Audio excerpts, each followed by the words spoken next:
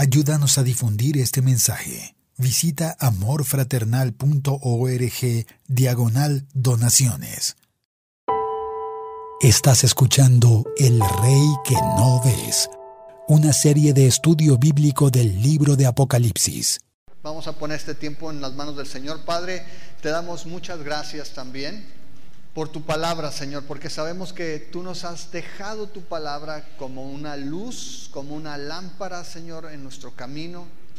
Creemos que a través de tu palabra tú nos transformas, que tu Espíritu Santo la usa, Señor, como esa espada que penetra hasta lo profundo de nuestro ser, donde nuestros pensamientos son, Señor, separados de las intenciones, y que todas las cosas quedan expuestas, desnudas delante de ti, Señor, a través de ella. Señor, úsala el día de hoy para que cada uno de nosotros pueda ser transformado, para que cada uno de nosotros, Señor, pueda ir creciendo en santidad, que podamos ir creciendo, Señor, a la imagen de tu Hijo Jesús, el modelo que tenemos.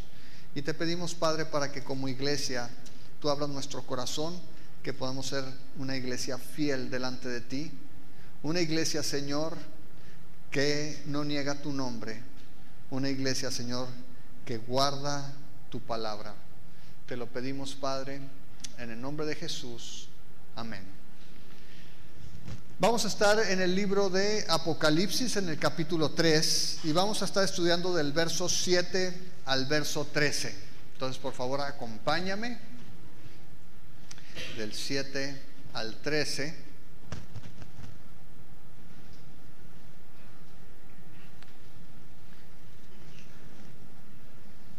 Y dice así, verso 7: escribe al ángel de la iglesia en Filadelfia, esto dice el santo, el verdadero, el que tiene la llave de David, el que abre y ninguno cierra, y cierra y ninguno abre. Yo conozco tus obras. He aquí he puesto delante de ti una puerta abierta, la cual nadie puede cerrar, porque aunque tienes poca fuerza, has guardado mi palabra y no has negado mi nombre. He aquí yo entrego de la sinagoga de Satanás a los que se dicen ser judíos y no lo son, sino que mienten. He aquí yo haré que vengan y se postren a tus pies y reconozcan que yo te he amado. Por cuanto has guardado la palabra de mi paciencia, yo también te guardaré de la hora de la prueba que ha de venir sobre el mundo entero, para probar a los que moran sobre la tierra. He aquí yo vengo pronto. Retén lo que tienes para que ninguno tome tu corona. Al que venciere, yo lo haré columna en el templo de mi Dios, y nunca más saldrá de allí. Y escribiré sobre él el nombre de mi Dios, y el nombre de la ciudad de mi Dios, la nueva Jerusalén, la cual desciende del cielo, de mi Dios, y mi nombre nuevo. El que tiene oído, oiga lo que el Espíritu dice a las iglesias. Amén. En el año 2005, era agosto del 2005, y mi esposa y yo comenzamos a estudiar el libro de Romanos en casa. Y comenzamos a estudiarlo verso por verso. Dijimos, vamos a ir todo el libro, lo vamos a estudiar. Y comenzamos lo que llegaría a ser amor fraternal. Y mientras mi esposa y yo estábamos estudiando, pensamos en algunos amigos y dijimos, bueno, ¿por qué no los invitamos? Comenzamos a reunirnos en sus casas y comenzamos a estudiar la palabra de Dios. Y Dios fue añadiendo personas y nos reuníamos los miércoles. Y dijimos un día, bueno, ¿por qué no nos reunimos en domingo? Vamos a tener una reunión de domingo. Y comenzamos a reunirnos en domingo. Y comenzó a llegar gente y no teníamos un nombre. Dijimos, ¿cómo nos llamamos? Y mientras estudiaba el libro de Apocalipsis, llegué a este pasaje. Y me llamó la atención el verso 8, porque dice, he puesto delante de ti una puerta abierta. Y luego describe la iglesia a la que le está escribiendo. Dice, aunque tienes poca fuerza, has guardado mi palabra y no has negado mi nombre. Y nuestro deseo era estudiar la palabra de Dios. Nuestro deseo era conocer todo el consejo de Dios, toda la escritura. Y no solamente estudiarla, sino poder practicar lo que el Señor nos ha dejado en su palabra. Así de que escogimos el nombre de Amor Fraternal, que es Filadelfia. Eso significa, Filadelfia es el amor fraterno. Y ese fue el nombre que tomamos basado en esta escritura, por si no sabías por qué nos llamamos así. El nombre Filadelfia nos suena a queso, entonces no quisimos ponerlo, que nos va a estar medio botana, ¿no? Literalmente, que sea Filadelfia. Entonces le pusimos Amor Fraternal basado en este pasaje. Y esta es la iglesia a la que Cristo le está enviando este mensaje. Hemos venido por varias semanas viendo a Jesús hablándole a su iglesia. Y hemos dicho que Jesús conoce a cada iglesia, Jesús conoce la necesidad, Jesús conoce la vivencia, Jesús conoce las luchas de cada iglesia. Y tú eres parte de la iglesia. Y hemos hablado cómo Cristo no solamente conoce a la iglesia en general, Cristo conoce a la iglesia en particular. Sabe cuál es tu lucha, sabe cuál es tu necesidad, Él conoce lo que estás pasando. Y a esta iglesia, al igual que Esmirna, es la iglesia a la que no le reprocha nada. Y es bien interesante porque vemos 7 iglesias, algunas muy grandes como la de Éfeso, que era, por así decirlo, la iglesia modelo, la iglesia donde habían estado apóstoles y grandes discípulos enseñando. Vemos iglesias que aparentemente eran muy dinámicas, como la de Sardis, donde dice: tú piensas que estás viva, tienes la apariencia de que estás viva, pero en realidad estás muerta.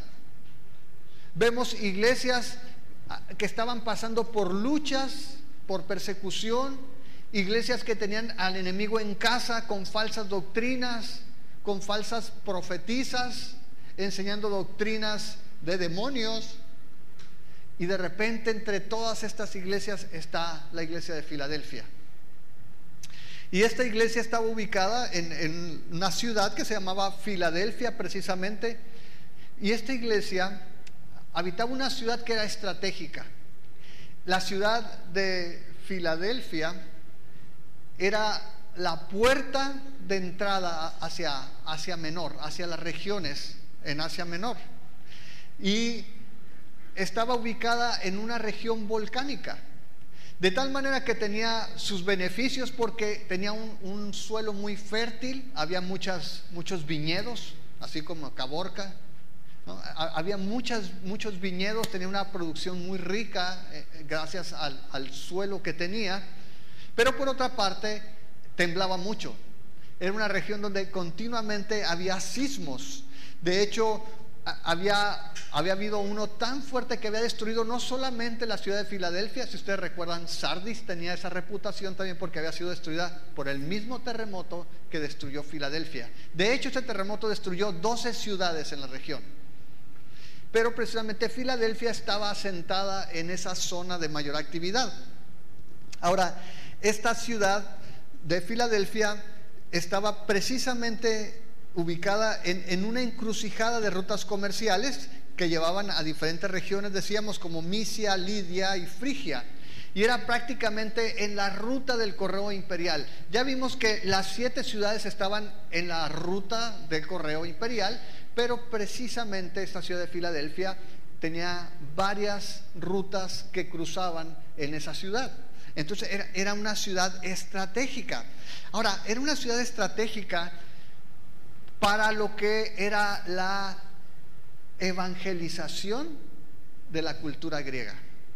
Es decir, a través de la ciudad de Filadelfia se tomó como un punto estratégico para que el resto de la región fuera helenizado, fueran conquistados por la cultura griega, algo que según los historiadores se llevó a cabo con mucho éxito. Ahora, aunque de las 7 ciudades que hemos visto o que se mencionan en el libro de Apocalipsis, nos falta todavía una, nos falta la Odisea, pero vamos a decir que Filadelfia era la más reciente de todas ellas. Y aunque no se sabe exactamente cuál de los 2 hermanos fundó la ciudad, porque había 2 hermanos, uno era Eumenes y el otro Átalo, estos dos hermanos, a ellos se les atribuye el haber edificado, el haber fundado la ciudad. No se sabe a ciencia cierta, hay discusiones acerca de quién fue el que la fundó, pero lo que sí se sabe es que el nombre de Filadelfia fue en honor al afecto que había entre ellos. De hecho, uno de ellos, Átalo, se rehusó a combatir contra su hermano para tomar el trono, para acceder al trono. Y en una ocasión, mientras estaba fuera su hermano, se corrió el rumor de que había fallecido, por lo cual lo llevaron a que él asumiera el trono. Pero cuando supo que su hermano estaba vivo, él renunció al trono para que su hermano lo tomara. Es decir, había un afecto especial entre ellos dos, y en honor a ese afecto que tenían como hermanos es que pusieron el nombre de Filadelfia. Ahora, esta ciudad a lo largo de la historia tuvo diferentes nombres, fue adquiriendo nombres nuevos. Se llamaba Filadelfia, pero después de el primer terremoto, donde tuvo que recibir fondos del emperador, tuvo que recibir algunas concesiones para reedificar la ciudad. Entonces, en honor del emperador romano, de César, le pusieron Nueva Cesarea. Entonces era Filadelfia, Nueva Cesarea. Y después, más adelante, bajo la ayuda de Vespasiano, otro emperador, comenzó un nuevo nombre y se llamaba Filadelfia Flavia, en honor al emperador, más bien a la familia del emperador Vespasiano. Así de que la ciudad adquirió diferentes nombres a través de la historia. Y es en esta ciudad que también había muchos templos. De hecho, le decían la nueva o la pequeña Atenas, porque había muchos templos a diferentes dioses en la ciudad, que el Señor le manda este mensaje particular a esta iglesia tan particular. Y comienza el mensaje en el verso 7, cuando, como hemos venido viendo a través de los otros 6 mensajes también, o de los otros 5 mensajes, sigue este formato, donde comienza la instrucción al ángel de la iglesia y donde Jesús se describe con ciertas características o atributos. Y el verso 7 dice: escribe al ángel de la iglesia en Filadelfia. Esto dice el santo, el verdadero, el que tiene la llave de David, el que abre y ninguno cierra, y cierra y ninguno abre. Y a diferencia del resto de las iglesias a las que Jesús se ha identificado con atributos o características que previamente menciona en el capítulo 1, aquí toma 2 atributos muy particulares. Dice el verso 7, el santo. Dice el santo y el verdadero. Y esas 2 características no las menciona en el capítulo 1. De hecho, en el capítulo 1 Jesús menciona que tiene las llaves, ciertas llaves. Menciona las llaves de la muerte y del Hades, pero no se menciona a sí mismo como el santo o el verdadero. Ahora, estos títulos, acuérdense que Apocalipsis menciona más de 400 veces al Antiguo Testamento, los cita. Estas 2 palabras están haciendo alusión a atributos de Dios mencionados en el Antiguo Testamento. Si tú vas a Isaías o lo apuntas, Isaías 6:3, tú te acuerdas de la visión de Isaías y ve a esos querubines mencionando una palabra continuamente. Dice el verso 3: y el uno al otro daban voces diciendo: santo, santo, santo, Jehová de los ejércitos, toda la tierra está llena de su gloria. Ahora, si has leído un poco, sabes que la palabra santo básicamente en el contexto de la Biblia tiene una connotación de apartado, de separado para un uso particular. Pero cuando la Biblia habla de un Dios santo, está hablando de un Dios, o está hablando de un ser que está aparte de cualquier otra persona. Dios es un Dios santo porque Dios es incomparable, porque no hay nada ni nadie que puedas poner en la misma lista que Dios. He dicho esto antes. Tenemos a veces los cristianos la idea de decir, cuando pones tus prioridades, la primera prioridad en mi lista es Dios. Y después dices, y después mi familia, y luego el trabajo, luego el ministerio, y cada quien va poniendo su lista. Pero esa lista no contempla la santidad de Dios. En tu lista primera debes de poner Dios, y luego en otra lista vas a poner todo lo demás. Pero Dios es santo, Dios es apartado. Y lo que está haciendo Jesús básicamente está mostrando su divinidad. Juan, que escribió Apocalipsis, es el mismo que escribió el Evangelio de Juan, donde comienza estableciendo que Cristo es ¿qué? Dios. Cristo en el principio era el Verbo, y el Verbo estaba con Dios, y el Verbo era Dios. Y Juan está aplicando estos atributos que solamente se mencionan como dignos o asignados a Dios, y está diciendo el santo. No dice uno que es santo, dice el santo. Cristo es Dios. Él, y no solamente es el santo. De hecho, cuando tú lees en Isaías, pero en el capítulo 40, verso 25, cómo Dios usa esta palabra, dice Isaías 40, 25: ¿a qué pues me harán semejante o me compararán? Dice el santo. Dios les pregunta por medio del profeta al pueblo de Israel: ¿con quién me van a comparar?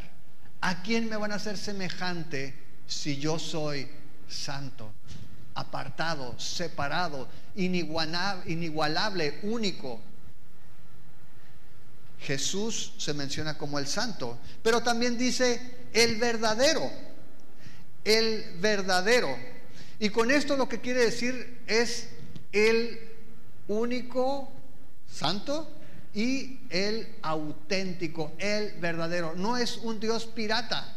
Jesús no es un Dios pirata. Él es el santo y Él es el verdadero, el que es fiel, el Dios de verdad. De hecho, en el Antiguo Testamento,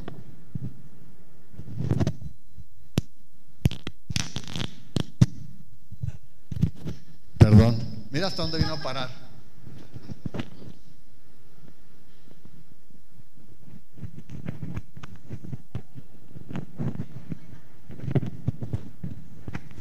Bueno.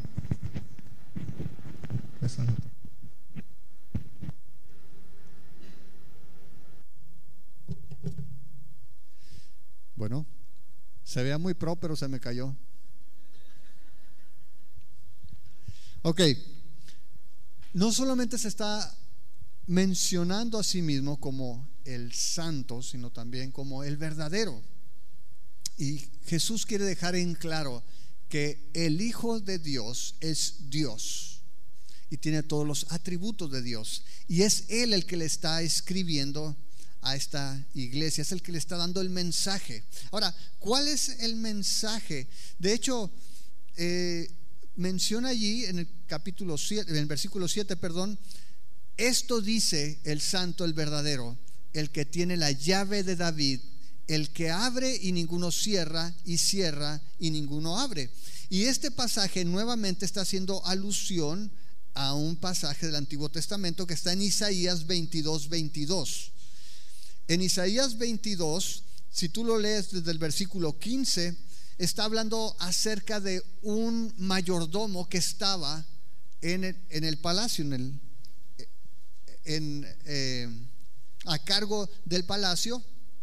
Y dice en el versículo 15: así ha dicho el Señor Jehová de los ejércitos: anda, ve a ese mayordomo, a Sebna, administrador del palacio, y dile: ¿qué tienes tú aquí? ¿O a quién tienes tú aquí para que hayas labrado aquí un sepulcro para ti, como los que labran sus sepulcros en los lugares elevados, o los que esculpen su morada en la peña? He aquí que Jehová te arrojará con violencia, oh hombre poderoso. Él te asirá firmemente y te enrollará bien como a un ovillo, para lanzarte a una tierra espaciosa. Allá morirás y allá quedarán tus carros espléndidos, vergüenza de la casa de tu Señor.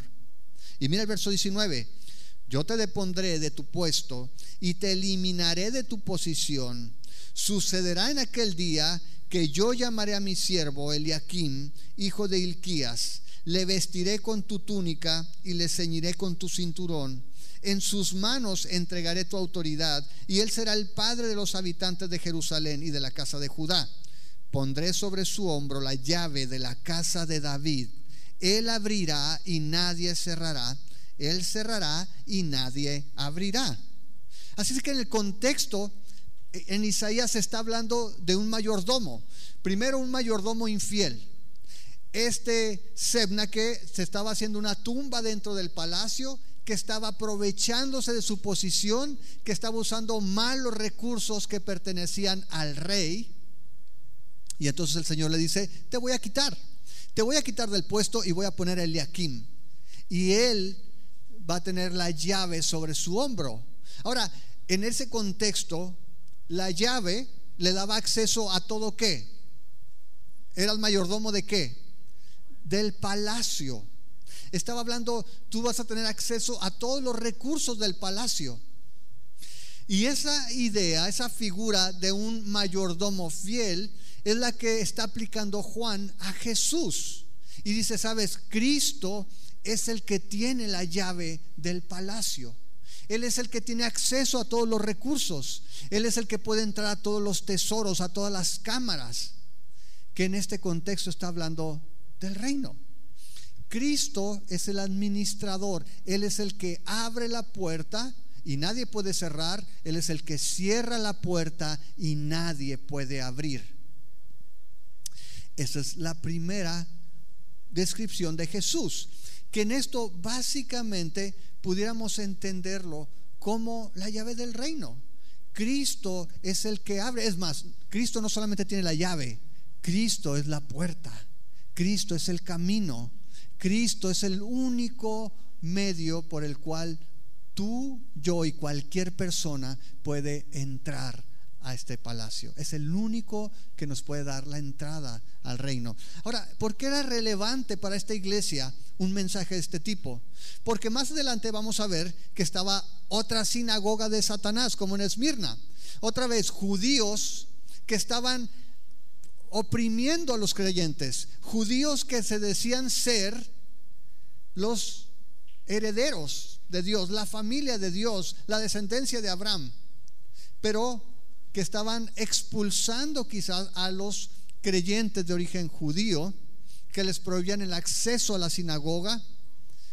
Y Jesús lo que les está diciendo es: no te apures, no te preocupes, aunque te cierren la puerta de la sinagoga, yo tengo una puerta abierta para ti.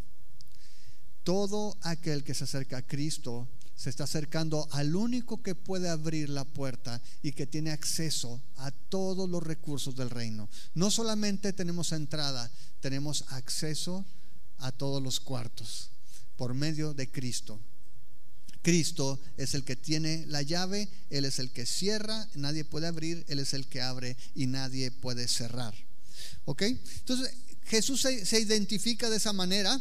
Y luego en el versículo 8 habla de otra puerta. Dice allí en el versículo 8: yo conozco tus obras, he aquí he puesto delante de ti una puerta abierta, la cual nadie puede cerrar, porque aunque tienes poca fuerza has guardado mi palabra y no has negado mi nombre. Ahora, hemos hablado que cuando dice he aquí, en realidad es un imperativo. Si traes la Nueva Traducción Viviente va a decir mira. Así como en el capítulo 1 cuando dice he aquí que vivo, dice mira, estoy vivo. Un imperativo. Y aquí el imperativo en el versículo 8 es mira, una puerta abierta. Hay una puerta abierta. Y es interesante otra vez porque decíamos que a esta ciudad de Filadelfia se le conocía como la puerta al oriente, ¿no? Así se le conocía también a la ciudad. Y Cristo habla de una puerta a la que Él tiene las llaves, y después, cuando vamos a decir de alguna manera está encomiando a esta iglesia, lo primero que le dice es que vea que Él ha abierto una puerta. La primera puerta decíamos que se relaciona con la salvación, pero esta puerta se relaciona con oportunidad. ¿Por qué se dice eso? Porque cuando tú ves en el Nuevo Testamento, Pablo particularmente en varias ocasiones mencionó la puerta abierta o la puerta. En 1 Corintios 16:8 dice Pablo: pero estaré en Éfeso hasta Pentecostés, porque se me ha abierto puerta grande y eficaz, y muchos son los adversarios. Es decir, Pablo escribe y dice: mira, me voy a quedar aquí en Éfeso porque Dios abre una puerta. Es una puerta grande. El hecho de que Dios abra puertas no significa que no va a haber oposición, porque dice Pablo al final: es una puerta grande, eficaz. ¿Y cuántos adversarios hay? Muchos, son muchos los adversarios. A veces tenemos la idea de que si algo está facilito, si algo está así papita, dices, es de Dios, mira, todo está facilito. No, a veces piensas lo contrario, es que eso está muy difícil. No, no es de Dios porque está muy complicado. No, la Biblia no dice eso. La Biblia nos dice, si está fácil es de Dios, si está difícil no es de Dios. Normalmente cuando tú obedeces es cuando hay más oposición.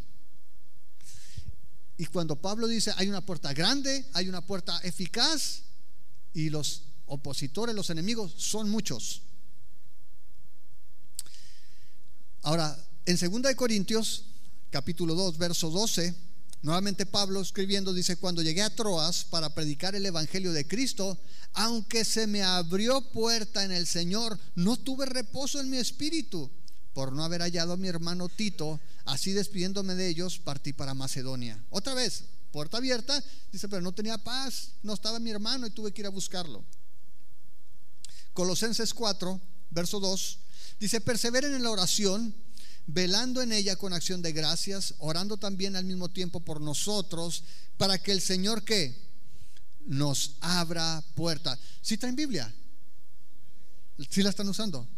Ok, muy bien. Dice 4:3: orando también al mismo tiempo por nosotros, para que el Señor nos abra puerta para la palabra, a fin de dar a conocer el misterio de Cristo, por el cual también estoy preso, para que lo manifieste como debo de hablar. Entonces Pablo dice, no solamente el Señor me había abierto puertas cuando escribe a los Corintios, cuando le escribe a otra iglesia en Colosas le dice, oren para el que el Señor abra puertas. Y Dios, Jesús específicamente le está diciendo a esta iglesia, mira que hay una puerta abierta. Hay una puerta abierta, yo la he puesto. Hay una puerta abierta.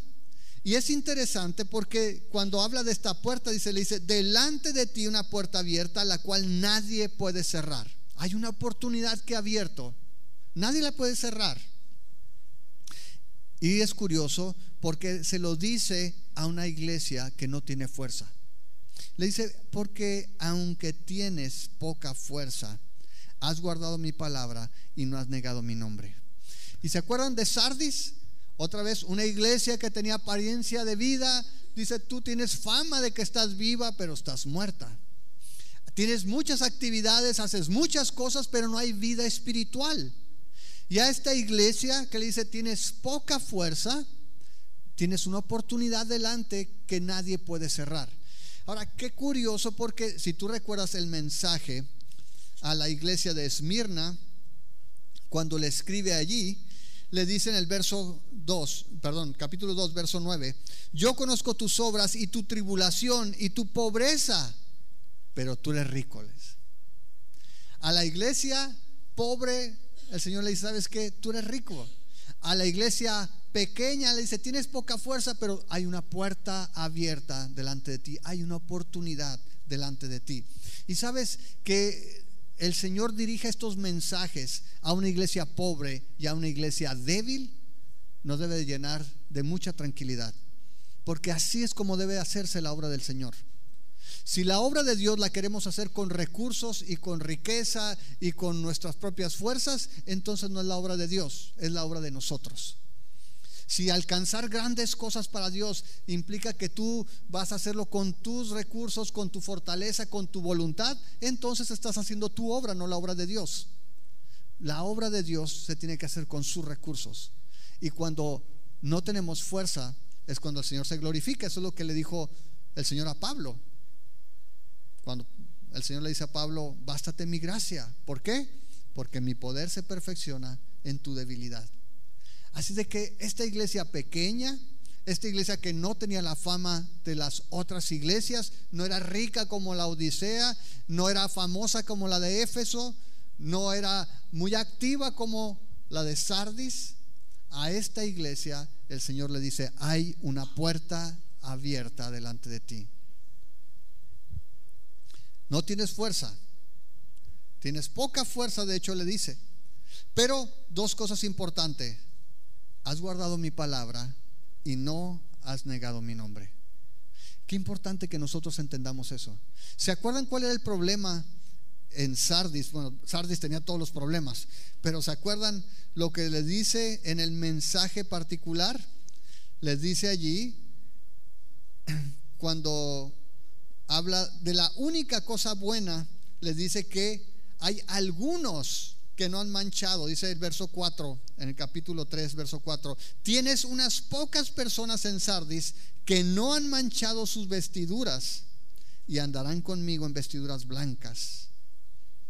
Y cuando se despide en el verso 5, dice al final del verso 5: y confesaré su nombre delante de mi Padre y delante de sus ángeles. Y decíamos que posiblemente lo que estaba diciendo el Señor aquí a la iglesia de Sardis es que la gran mayoría de la iglesia negaba su nombre. La gran mayoría de la iglesia en Sardis eran cristianos a la sorda, cristianos de la secreta, cristianos que se avergonzaban del Señor. Lo contrario sucede en Filadelfia. Dice: tú no has negado mi nombre. ¿Y qué tal tú y yo? ¿Cuántos de los que estamos aquí nos sentimos apenados de ser creyentes? ¿Cuántos de nosotros no queremos mencionar el tema porque luego no te ven igual? Porque se enoja la familia. La iglesia en Filadelfia tenía esta característica: no había negado su nombre y había guardado su palabra. Ahora, el día de hoy muchas iglesias guardan su palabra, pero en el ropero, ¿no? La guardan porque predican de todo menos la palabra de Dios. Muchas iglesias el día de hoy han tomado una dirección completamente distinta de lo que el Señor nos ha mandado como iglesias.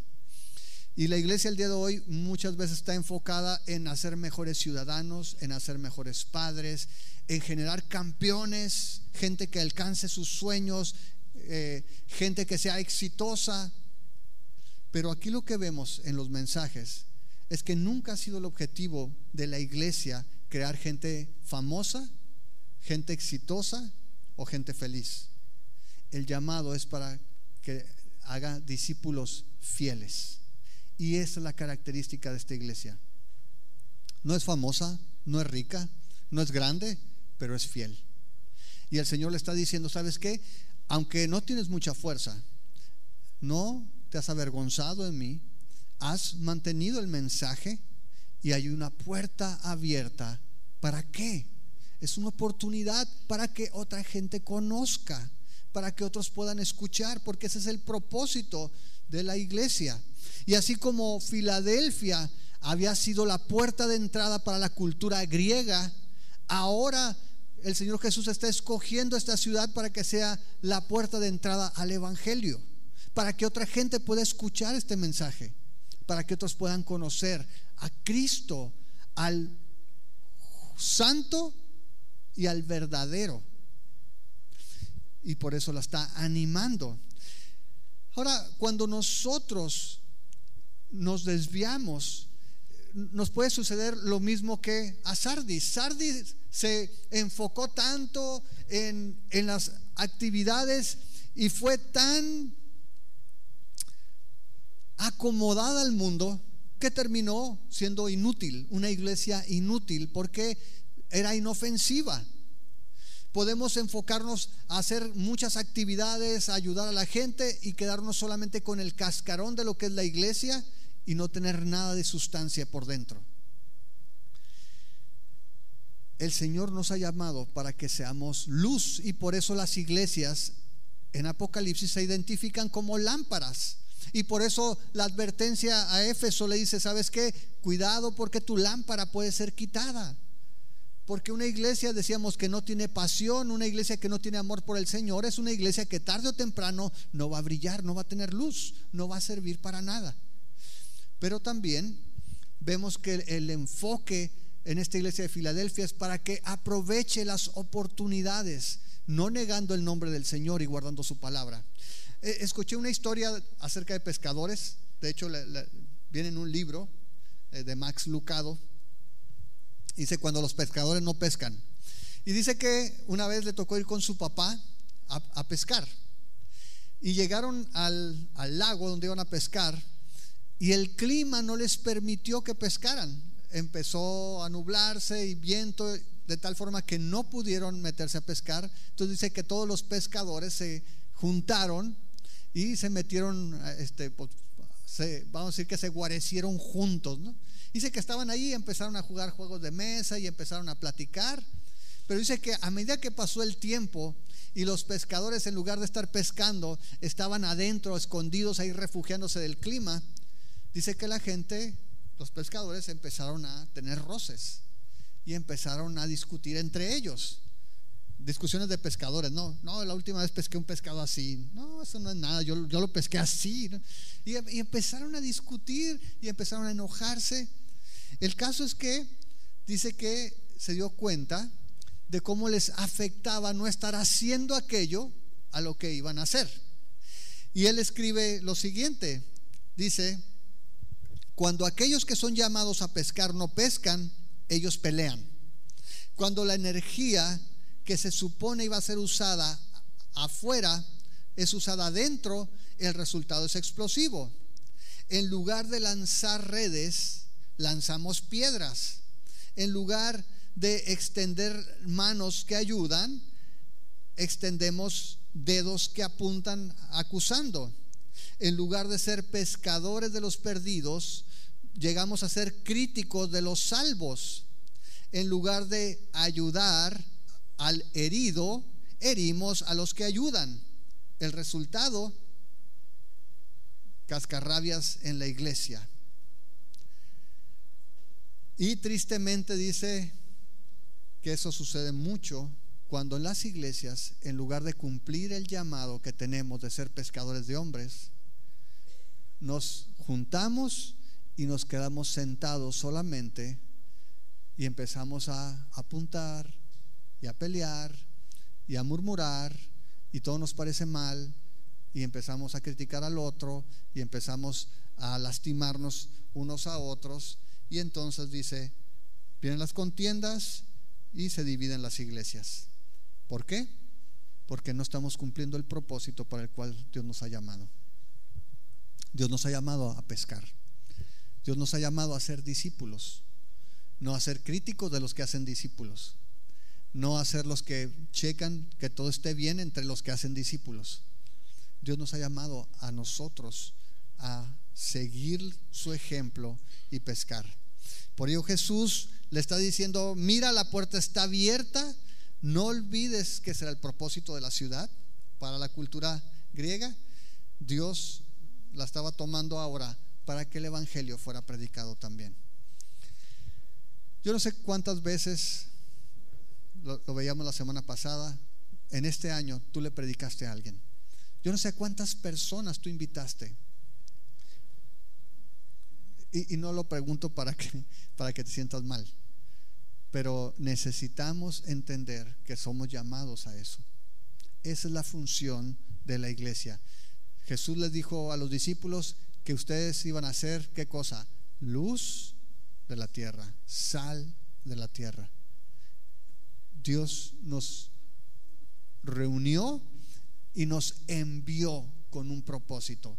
No nos dejó aquí para, pues, mira, ya eres salvo, tienes mi espíritu, busca a ver qué puso la coche y no a ver qué haces, porque mientras regreso, ponte a hacer algo. No, el Señor nos equipó y nos dio un propósito.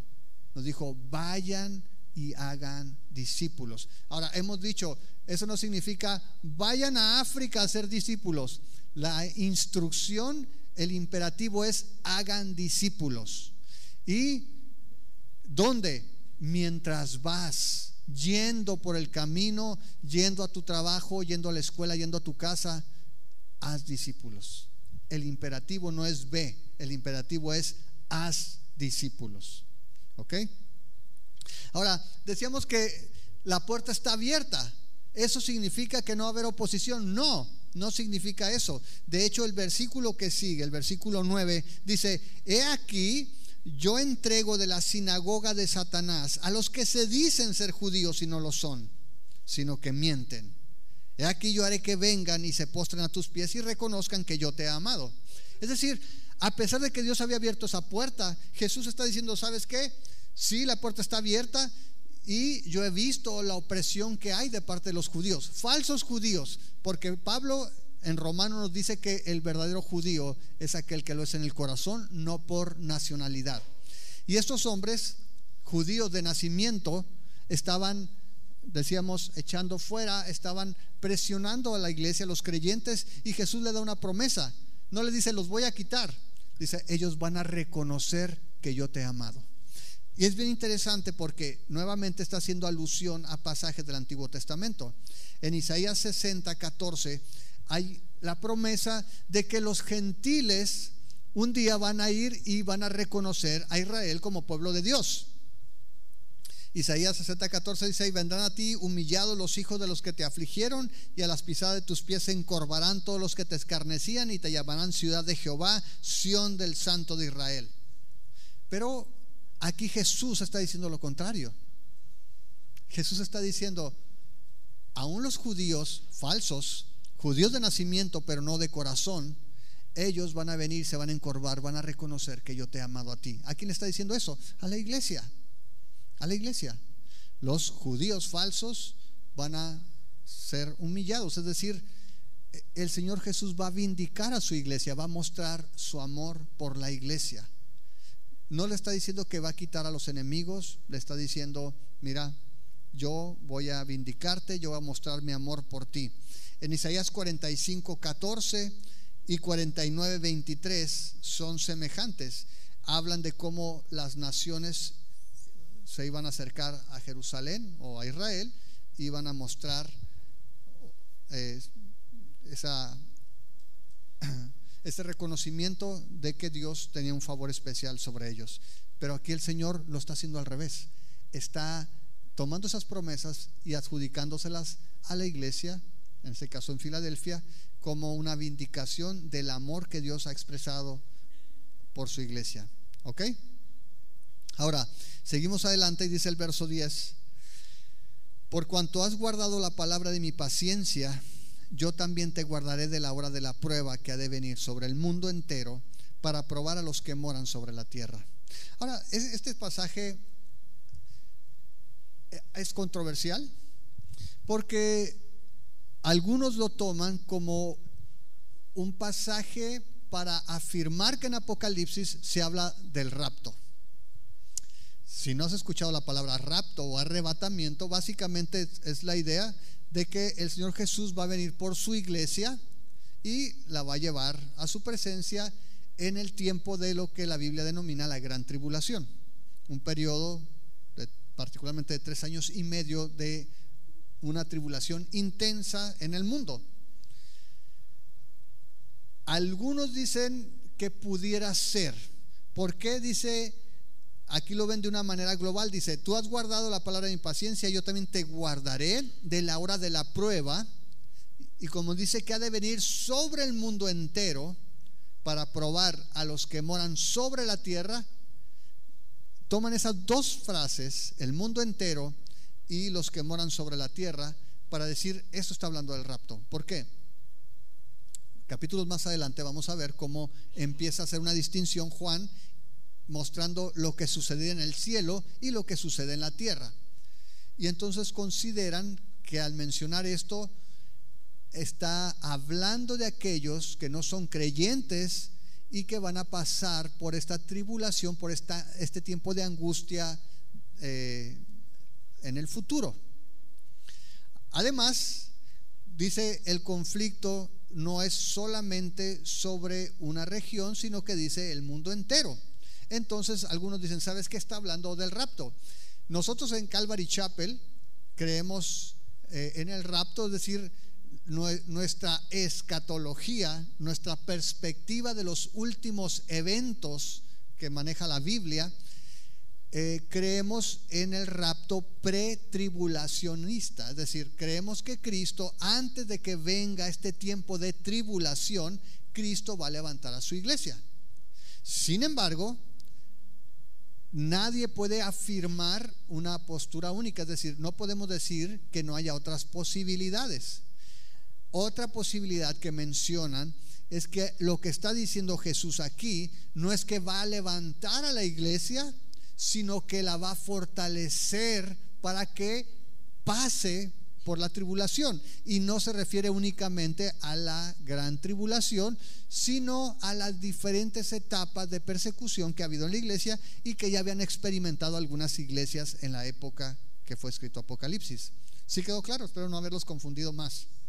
¿Sí? Es decir, unos dicen, ¿sabes qué? Está hablando de que Cristo, antes de que comience ese periodo de tribulación, antes de su regreso final, ese tiempo de tribulación como juicio a todos los que rechazaron el evangelio, Cristo va a levantar a su iglesia, la va a arrebatar. Por eso viene la palabra arrebatamiento. La palabra es arpazo, que es tomar con violencia, y por eso le ponen rapto, ¿no? Entonces es llevarse a la iglesia al cielo. Y hay muchas películas. Hasta el Nicolas Cage ha hecho películas del arrebatamiento. Entonces la visión es esta: antes de que comience la gran tribulación, la iglesia se va con el Señor y entonces viene juicio sobre la tierra.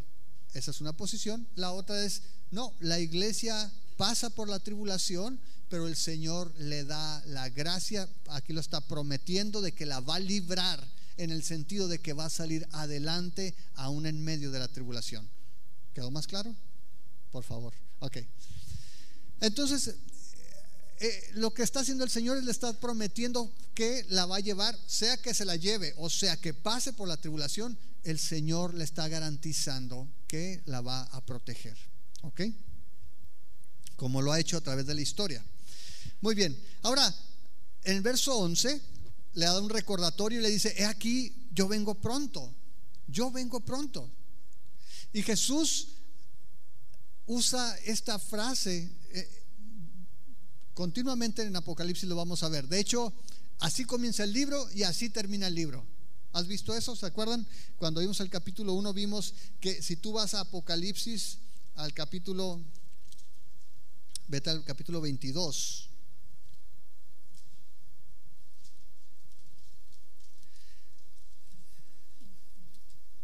Antes de la concordancia, dice en el versículo 20: el que da testimonio de estas cosas dice: ciertamente vengo en breve. Si te vas un poquito arriba en el verso 12, dice: he aquí, yo vengo pronto. Y así comienza en el libro también. Él comienza hablando de su regreso. Así de que antes de que el Señor regrese, se espera que pase todas estas cosas. Y el regreso del Señor nos debe de no solamente animar, sino impulsar, motivar a vivir en alerta. ¿Qué fue lo que pasó en Sardis? Era una iglesia dormida, habían dejado de velar. Y el Señor nos está diciendo: hey, yo vengo pronto. Retén lo que tienes para que ninguno tome tu corona. Ahora, en Filadelfia y en todo Asia Menor y en Grecia particularmente, eran conocidos los juegos, las competencias deportivas. Y en las competencias deportivas, a diferencia de hoy que te dan tu medalla, te daban una corona de olivo, o una corona de laurel, o una corona de cilantro, no sé, algún vegetal te ponían. El asunto es que te premiaban con ello, y básicamente era el honor de haber ganado la competencia. Jesús nos recuerda: sabes, vengo pronto. lo que has ganado no lo pierdas. Y algunos dicen, está hablando de la salvación, pero no, creemos que se refiere a la recompensa, porque Pablo mismo en varias ocasiones en el Nuevo Testamento nos habla de la recompensa. Pablo menciona, ¿se acuerdan? En 1 Corintios 3, la manera en que edificamos sobre el fundamento que tenemos como creyentes. Pablo dice, yo he puesto un fundamento, es el único que puede haber, Jesús, y sobre ese fundamento cada uno edifica. Pero tengan cuidado, vean cómo edifican, con qué materiales, porque cuando el Señor venga, la obra de cada uno va a ser probada, y si permanece, ¿qué va a pasar? Recibirá recompensa. Pero si se quema, sufrirá pérdida. Si bien él mismo será salvo, pero dice así como por fuego. Así de que la advertencia es para que estés velando, como mencionaba Jesús a la iglesia de Sardis. Verso 3 le dice: acuérdate pues de lo que has recibido y oído, y guárdalo, y arrepiéntete, pues si no velas, vendré sobre ti como ladrón, y no sabrás a qué hora vendré sobre ti. Verso 12 viene la promesa: al que venza, yo le haré columna en el templo de mi Dios, y nunca más saldrá de allí. Y escribiré sobre él el nombre de mi Dios y el nombre de la ciudad de mi Dios, la nueva Jerusalén, la cual desciende del cielo de mi Dios, y mi nombre nuevo. Ahora, yo lo puse como 5 recompensas que está ofreciendo. Lo primero dice: vas a ser columna. Vas a ser columna en el templo de mi Dios. En esa época, si tú eras un ciudadano modelo, entonces en el templo podían poner una placa en una de las columnas y ponerte ahí tu nombre. No sé si alguna vez en Estados Unidos te has sentado en una banca, volteas y lo donado por la familia López, ¿no? Ellos pagaron, patrocinaron, y queda ahí como un acto de civilidad, de civismo, de altruismo. Y lo que dice el Señor, ¿sabes qué? A los que venzan los voy a poner como columnas.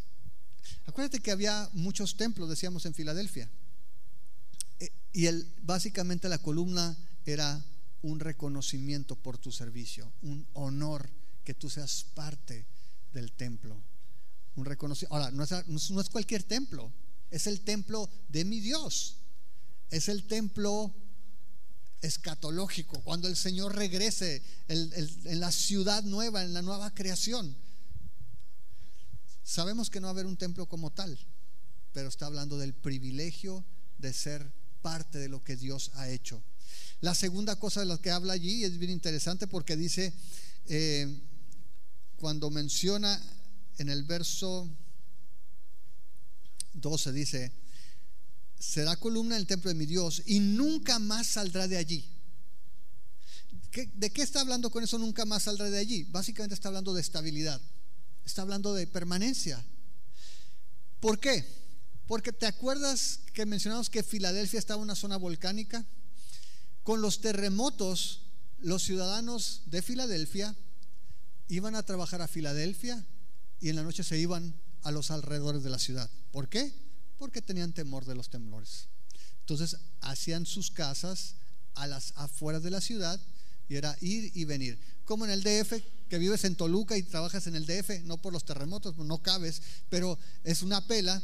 Nosotros en una ocasión fuimos a trabajar, HCBC tiene sus oficinas en Toluca, y nosotros fuimos del DF, estuvimos en Toluca prácticamente todo el día, y de regreso pedimos el taxi, y uno de los trabajadores de HCBC nos dice: oye, ¿van para el DF? Sí. Háchense de irnos de raite. Pues súbete. Y se subió con nosotros, y en el camino nos platicó. Él vivía en el DF y todos los días salía en la madrugada antes de que el sol saliera, se iba a Toluca y regresaba cuando el sol se metía, porque por el tráfico tienes que salir tarde, llegas a las 9, 10 de la noche a tu casa. Entonces imagínate todos los días salir en la madrugada y llegar a las 10 de la noche a tu casa. Es una pela. Y aquí lo que dice, ¿sabes? Una vez que estés dentro del templo del Señor, tú ya no vas a tener que ir y venir, vas a quedarte allí, vas a tener permanencia. Entonces está hablando de la columna de la permanencia ahí en la presencia de Dios. Y básicamente lo que está diciendo Jesús es que en su presencia nosotros tenemos un fundamento estable. No tenemos que ir y venir, correr de un lado a otro. Allí encontramos estabilidad, encontramos firmeza, porque Jesús no es sacudido con los terremotos, Jesús no es sacudido con las crisis, Jesús no es sacudido por los problemas políticos. Jesús está firme. Acuérdate que Él pisa fuerte, tiene los pies como de bronce, Él conquista, entonces las sacudidas no lo afectan. Número 3, cuando dice en el verso 12, escribiré sobre él el nombre de mi Dios, está hablando de identidad. Básicamente te está poniendo el sello. ¿Para qué? Para que sepan a quién perteneces. Tienes una identidad en él. En Apocalipsis 7, en el verso 3 dice, voy a leer en una traducción viviente: esperen, no hagan daño a la tierra, ni al mar, ni a los árboles, hasta que hayamos puesto el sello de Dios en la frente de sus siervos. Luego en Apocalipsis 14, verso 1 dice: luego vi al Cordero de pie sobre el monte Sión, y con él había 144,000 que tenían el nombre del Cordero y el de su Padre escrito en la frente. Dios te da una identidad, lo que te está prometiendo, la identidad, el nombre del Señor en tu frente. ¿Qué más? Dice allí, y también dice: escribiré el nombre de la ciudad de mi Dios, la Nueva Jerusalén. Básicamente se está hablando de una nueva ciudadanía. Tienes una nueva identidad, una nueva ciudadanía, que es algo que dice la Biblia, que nuestra ciudadanía está en los cielos, no está en esta tierra. Somos ciudadanos de los cielos, somos peregrinos en esta tierra. Gálatas 4:26 dice: pero la otra mujer, una traducción viviente, Sara, representa a la Jerusalén celestial. Ella es la mujer libre y es nuestra madre. Y no lo tomes literal, por el amor de Dios. Habla de que es nuestra madre en este sentido de que ahora somos adoptados por una nueva ciudadanía. Somos ciudadanos de la Nueva Jerusalén. El nombre de la nueva ciudad o de la ciudad de nuestro Dios está en nuestra frente. Tenemos el nombre de nuestro Dios con una nueva identidad. Tenemos el nombre de la ciudad de Dios con una nueva ciudadanía, con nuevos privilegios y derechos. Y no solamente eso, termina en el versículo 12 también. Dice que también estará mi nombre nuevo. Cuando se describe a Jesús en Apocalipsis, dice que tiene un nombre que nadie conoce. Está hablando de una relación también, una nueva relación. Todos los que venzan, dice, es que porque tienen una nueva identidad, una nueva ciudadanía y una nueva relación. Apocalipsis 19:12 dice: sus ojos eran como llama de fuego. Está describiendo a Jesús. Había en su cabeza muchas diademas, muchas coronas, y tenía un nombre escrito que ninguno conocía sino él mismo. De eso está hablando Jesús. Nueva ciudadanía, una nueva identidad, una nueva ciudadanía y una nueva relación. Esas son las promesas que está dando a los que venzan, además de la estabilidad y la recompensa por el buen servicio. Verso 13 dice: el que tiene oídos, oiga lo que el Espíritu dice a las iglesias. Y la pregunta es otra vez el día de hoy: ¿qué escuchas? ¿Qué es lo que Dios te está diciendo a ti en esta mañana? Este mensaje es para la iglesia de Filadelfia, pero decíamos que todos los mensajes aplican a la iglesia en todas las épocas. ¿Qué estás escuchando tú? Jesús dice que hay una puerta abierta. Jesús se presenta con una llave que tiene acceso al reino y que nadie puede abrir o cerrar sino solamente Él. A lo mejor tú eres nuevo, a lo mejor es la primera vez que asistes a una reunión como esta, no lo sé. Pero si es el caso, si es la primera vez que estás en una reunión y es la primera vez que escuchas estas cosas, hay una puerta abierta para ti. Hay una puerta que Jesús solamente puede abrir. La pregunta es si estás dispuesto a entrar el día de hoy. Es la puerta que conduce a la vida. Y Jesús dijo que solamente hay una puerta, que solamente hay un camino que conduce al cielo, y es Jesucristo. Y si tú nunca has hecho un compromiso personal con Jesús, si tú nunca le has rendido tu vida a Cristo, hoy es el día para hacerlo.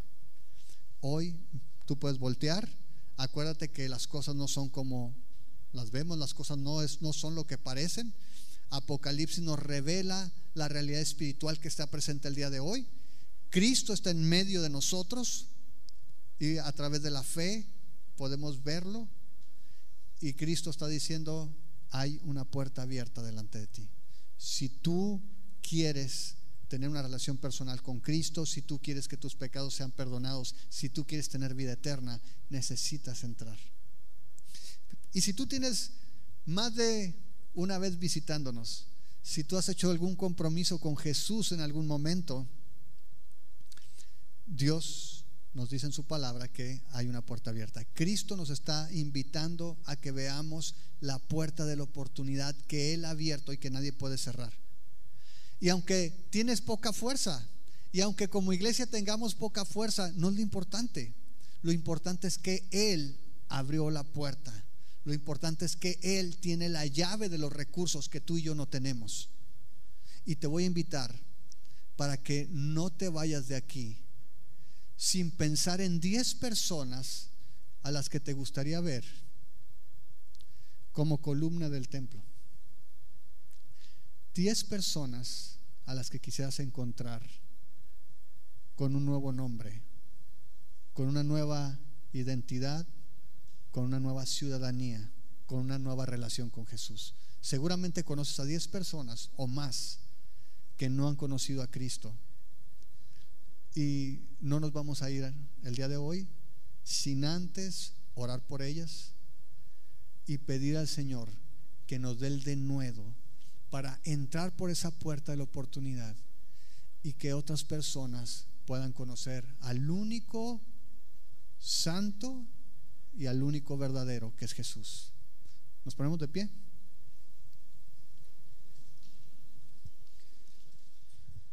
Te voy a pedir que cierres tus ojos. Te voy a pedir para que ahí en tu lugar comiences a orar. ¿Qué es lo que el Espíritu te está hablando? Yo no sé qué es lo que has escuchado, pero sabemos que en Apocalipsis la invitación es a ver y a escuchar.